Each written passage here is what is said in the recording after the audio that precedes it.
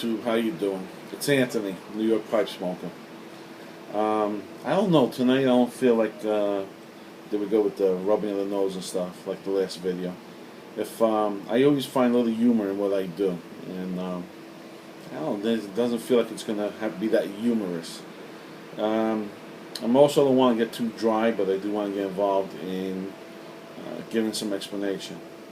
Right off the top, here we are. We're going to talk about the pipe, and specifically the pipe for me that started giving me an idea to do the presentation on YouTube. Right here, the Weber. It's called the Collector, and I just found it by chance. If I may, let me just talk about the Weber Pipe Company. For everyone who likes to find out information, listen, the internet has everything we need right now. Pipedia has some information I utilize when I start looking at Weber, the Wiley Franks, K. Woodies, the whole 9 yards. Weber Pipe Company. The individual who started Weber Pipe Company was Carl B. Weber. Reading notes. A German from Bavaria. At 21, he emigrated to the USA in 1911. In 1938, he established Weber Briars Inc. in Jersey City, New Jersey. Later, the company renamed Weber Pipe Company.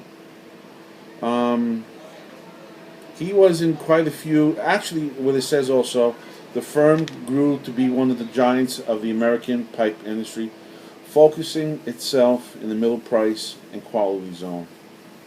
The trademark Weber was in an oval. And I don't want to get any more dry than that. What happens is that at the club we were talking about all the different pipes. Now I started out, as everyone knows, with the K. Woodies, but I wanted to find other pipes. I wasn't prepared for my budget again to Dunhills. So I started looking, and a gentleman at the club mentioned the Webers. Mike mentioned Wally Franks, and I started looking. And what happened is not only looking at, I like to look at eBay. I actually bid on eBay for most of my estates. But just to mention, let's not forget the indie pipe makers and the established trademarks, because Costellos are beautiful, Savinellis, Petersons. I have Petersons in my collection. I do have Savinellis also. But it just happens that I always keep looking at estates. I'll find a Savinelli, but I like looking at all these other pipes. And by chance, 1 week, I guess it's about 2-3 weeks ago, this pipe came up. It's called it's a Weber. Just give me a second. The only thing that's stamped on it is Collector. And the other side, imported Briar. Okay. I bought this on eBay at a good price, and already starting to look at YouTube. I knew there was Rick from Briarville. There we go, Briarville Rick, who was doing repairs, the restoration department of Joe Case Pipes, and so I bought the pipe. And last minute I put my bid in, and I got it at a very reasonable, at least for me, a very reasonable pipe. Because yes, it was a beautiful picture, but I didn't realize, you could see against my hand how big this. I don't know if you could call this a Magnum, but it's a nice oversized pipe. Okay, the chamber itself for the tobacco is 2 inches deep, and about, I'm going to say 7/8 wide. I already started smoking this. As I mentioned, I don't just collect and put stuff up on the shelf. I actually smoke my pipes. I want to see how they smoke. Like to see how they react to the tobacco, because I have small tobacco chambers. I have wide ones. I have deep ones, and everything that's been mentioned to us with all this information on YouTube and through all the informational pamphlets, websites, and everything else in reference to pipe smoking, I'm starting to see that a lot of it is based on fact, and it actually works. But what happened was that I bought this with a black stem, and here it is right here. And what happened was that the tenon was busted, but I accepted it knowing that I could send it out to repair. And there's quite a few spots, but I just happened to pick Rick. And I actually enjoy working with Rick. Now, he did this repair, and as we were talking after he finished the repair, very reasonable prices. I told him that I had a preference for the amber stem on a lot of the natural golden finishes on the pipes. And we went ahead and he set up this amber stem. I'm very happy with it. It blends into the design and the colors perfectly. Now, the other thing that he helped me with was that originally all the rustication, all the carving, was all the same color. And he mentioned that if he would stain it, it would accent it and really make it stand out. I agree with him. Everyone who's seen this pipe has commented that it's first thing. It's a nice sized pipe. When I saw the picture on eBay, I didn't realize how big it was. And now that it's in my hands, I mean, I'm very happy with it. I have no complaints. I have a Savinelli Autograph number 5, and it's just close to it. It's a freehand. But it's a good smoker. I only filled the chamber halfway, and I went an hour and 15 minutes. So, you know, we were talking that I would present this pipe. This was the bunch of pipes I wanted to show in that video that was 18 minutes long. And I said the 18 minutes would be broken up to 2 or 3 videos. Here's video number 2. There's another issue, and when I get into pipes, if I happen to like a pipe from a manufacturer, I start looking at other pipes. And I didn't realize how many Weber pipes are out here that are unsmoked and of decent quality. Right here, a blonde finish, a natural finish. You wouldn't see the Canuber wax, I guess, the shine. This is a 14 karat gold filled band. It accents this whole pipe perfectly. I like the little tapered stem, and it's called a deep grain number 275. I see it as a billiard, even though it's slightly canted. But I see that the design is a billiard.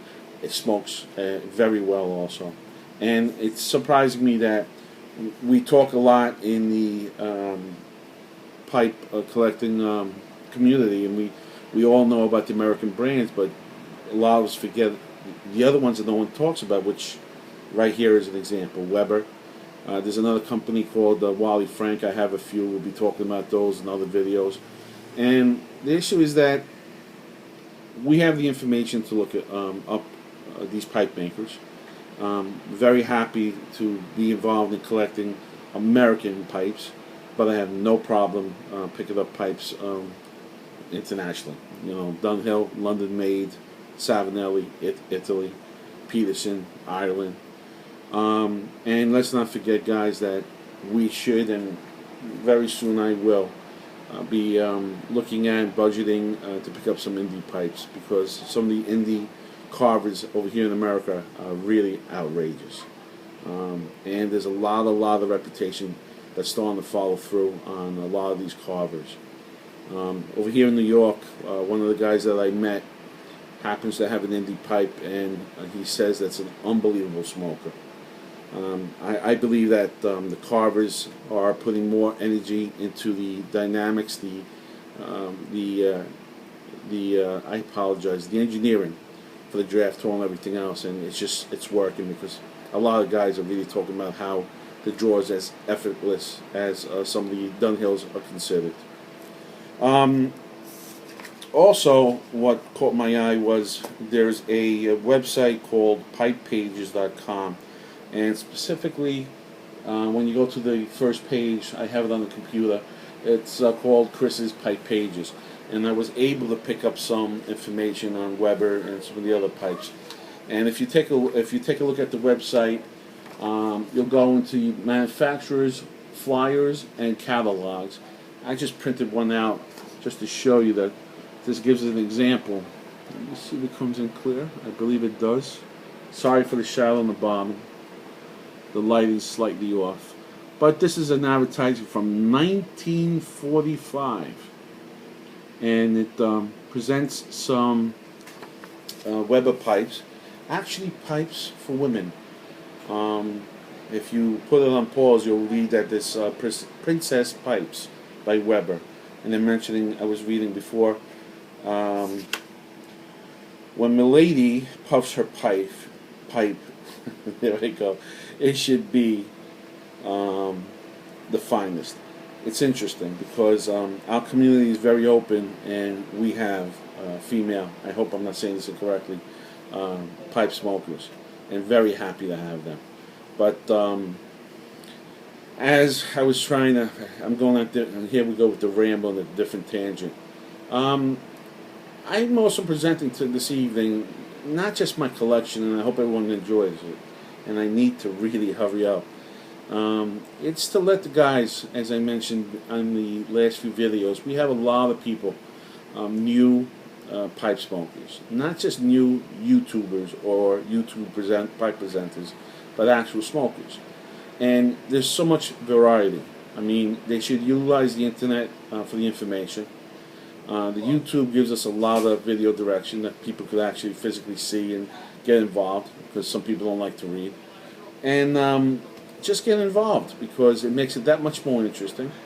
It spreads our hobby, and it's one of the reasons that I enjoy what I'm doing, which is being the presenter.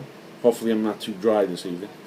And also allows me to find some great deals by surfing, trolling, I like to use the expression, the internet, and keep looking at these pipes. Very impressed with Weber. I'm impressed with all the pipe makers that we've had in the past that are showing up on the estates. And very soon, as I said, I'm going to budget for indie pipe makers so we can discuss some of their pipes. But there's nothing to discuss. The reputation's already being built. Many, many pipe makers that we have in the industry. I hope you enjoyed that this evening. Sorry I couldn't make too many jokes. As I said, I didn't have it in me. But we'll be seeing each other soon.